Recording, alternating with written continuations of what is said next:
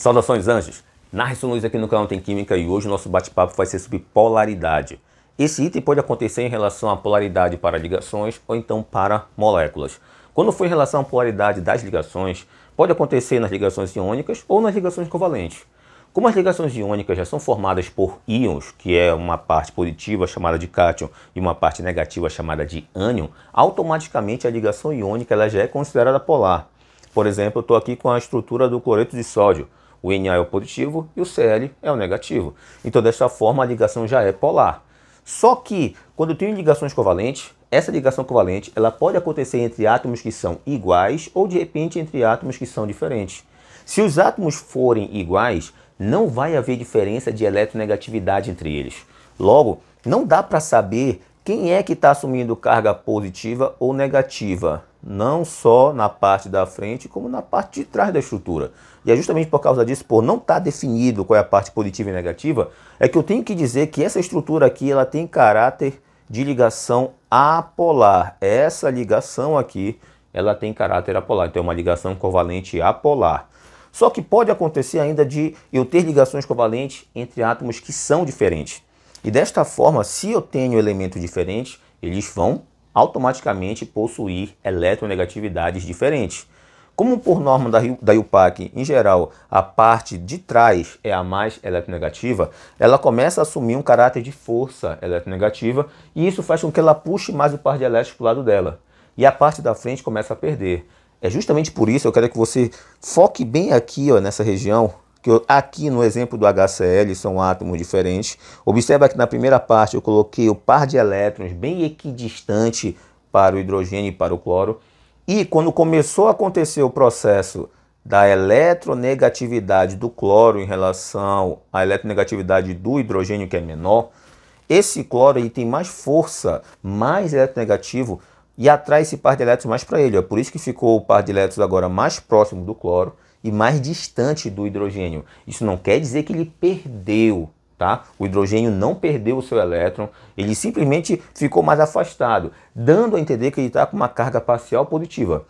Como o par de elétrons aqui está mais próximo do cloro, parece que ele está ganhando, não é? Então é justamente por causa disso que aparece uma carga parcial negativa. Então se está definido uma parte positiva e uma parte negativa, então aqui eu tenho uma ligação covalente polar. E justamente nessas condições, eu devo avaliar o que, na verdade? A disposição da nuvem eletrônica nessas estruturas. Por exemplo, eu coloquei aqui, olha, nessa primeira exemplificação, eu tenho dois núcleos atômicos e eu tenho uma nuvem de elétrons que está bem homogênea nas extremidades. Não há diferença, porque você não consegue ver quem está maior ou menor, está homogêneo. Então, quando não há essa diferença, é porque ela é apolar, porque não dá para saber quem está ganhando ou quem está perdendo. Então, aqui, nessa relação entre esses dois átomos, eu tenho uma ligação covalente apolar. Agora, olha, na ligação covalente polar, eu tenho que verificar que alguém está ganhando. Observa que essa região aqui, ó, ela apresenta um lado maior e essa outra aqui apresenta um lado menor. Como essa aqui está maior, ela tem uma carga parcial negativa e essa que está menor, dá a entender que está perdendo, ela assume uma carga parcial positiva. Então, é por causa disso que essa ligação covalente está polarizada, porque provavelmente ela é feita de elementos que são diferentes, de átomos que são diferentes e apresentam automaticamente eletronegatividades diferentes. Quando a ligação é iônica, já não tem jeito. Já tem um íon positivo definido e já tem um íon negativo definido. Então, nessa escala, ó, da esquerda para a direita, eu estou colocando aqui para você a polaridade crescente em relação à parte de ligações. Essas duas são ligações covalentes e esta última que é uma ligação iônica. Então, repetindo, a ligação covalente apolar, ela é menos automaticamente polar que a ligação covalente polar e esta aqui perde na polaridade em relação à ligação iônica.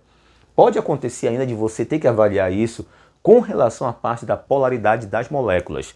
E quando acontecer isso, essa polaridade em relação às moléculas, ela em geral é baseada na geometria molecular, que ela atua ali as forças eletronegativas a partir de vetores, que esses vetores, quando eles se anulam, a gente diz que a molécula é apolar, e quando esses vetores não se anulam, a gente diz que a molécula é polar. Só que você pode também verificar isso em relação à simetria.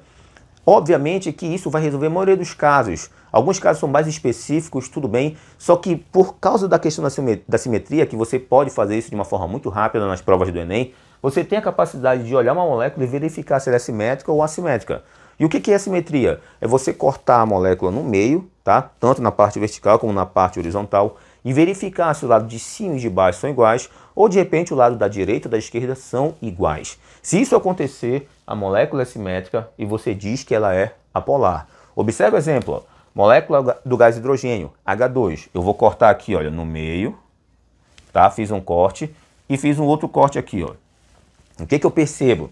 O lado esquerdo é exatamente igual ao lado direito. O lado de cima está igual ao de baixo. Então, por causa disso, essa molécula é simétrica. Então, eu tenho que dizer que essa molécula é apolar. Vamos de novo, olha. Molécula do gás carbônico. Você provavelmente já deu aí uma nadada por aí numa piscina, no mar até, né, num rio, num lago. E você percebeu que quando você expele gás carbônico a partir da sua respiração, você percebe que as bolinhas de gás se formam e elas não se dissolvem ali no ambiente aquático, porque ela é apolar. Opa! Então, nessa condição, o que eu preciso verificar? Ó? Simetria. Observa. Vou traçar de novo, olha. Uma linha vertical e uma linha horizontal bem no meio. Eu percebo que o lado da esquerda é exatamente igual ao lado da direita. E não há diferença no lado de cima e nem no lado de baixo. Então, por causa disso, a sua molécula de gás carbônico é apolar. Exatamente como acontece aqui na simetria. Vou ainda para essa questão desse hidrocarboneto. Ó. O butano, gás de cozinha. Observa que bem aqui ao meio, vou traçar aqui, ó, bem no meio. Eu já percebo que o lado da esquerda ele é exatamente igual ao lado da direita. Se eu quiser, ainda posso colocar uma linha aqui, não tem problema. Não há problema nisso. Mas observe, é simétrico? É, então a molécula é apolar. Só que eu posso verificar para moléculas que são assimétricas. Ou seja, aquelas que quando eu corto no meio, tá, na vertical e na horizontal, algum lado vai ficar diferente. Pode ser o da esquerda, da direita, ou de repente o de cima e de baixo. Tanto faz, não tem problema. A sua direita aí, é desse lado aí, né? Direita para cá, esquerda para cá, for diferente, ou de cima e de baixo, não tem problema. Observa, por exemplo, que toda vez que eu tenho uma molécula assimétrica, ela em geral, ela é verificada como uma substância polar. Observa aqui, por exemplo, a estrutura do HCl. O que eu preciso ressaltar? Fazer a cruz ali, né? Como se eu fosse abençoar a molécula. Tracei na vertical, tracei na horizontal. Eu percebi que o lado da esquerda, ele é diferente do lado da direita. Então, existe uma assimetria aí na estrutura. Então, essa molécula é polar. E é justamente por causa disso que o HCl ele é solúvel na água. Quando você pega um pouquinho de HCl e coloca ele na água, automaticamente você percebe que ocorre a solubilidade dele. Pode acontecer em relação também ao álcool etílico, também conhecido como etanol. Você sabe que o álcool ele é solúvel na água. Mas eu vou te mostrar agora o porquê disso. Ó. Traça uma linha na vertical e uma outra na horizontal. Ó. Perceba aí que o lado da esquerda ele é diferente do lado da direita. Ó. Na esquerda eu tenho um CH3 e na direita eu tenho um OH. Então, por causa disso, essa estrutura é polar, porque ela é assimétrica. Então, se enquadra perfeitamente nisso. E na molécula da ureia? Quando você vai urinar, por exemplo, você percebe que a sua urina ela dissolve na água. Então, a mesma coisa vai acontecer. Ó. Vou pegar aqui a estrutura, vou traçar uma linha na vertical e uma outra na horizontal, bem no meio. E eu percebo aqui, olha, que o lado esquerdo é igual ao direito. Tudo bem, só que repare, o lado de baixo, ó, ele já não é igual ao de cima. Tem um oxigênio para baixo e tem nada para cima, não tem nada em cima. Então há uma assimetria aí. Essa estrutura, inclusive, ela é, ó meu Deus, eu vou até aproveitar aqui, olha, ela é polar.